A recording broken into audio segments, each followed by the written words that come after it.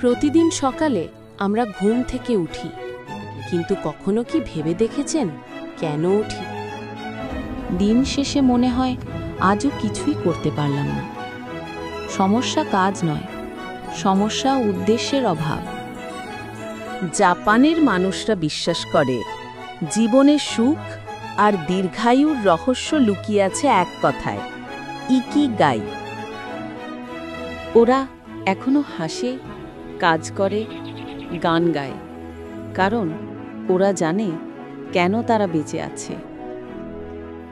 এই চারটি জিনিসের মিলন বিন্দুতেই আছে জীবনের আসল উদ্দেশ্য, ইকিগাই।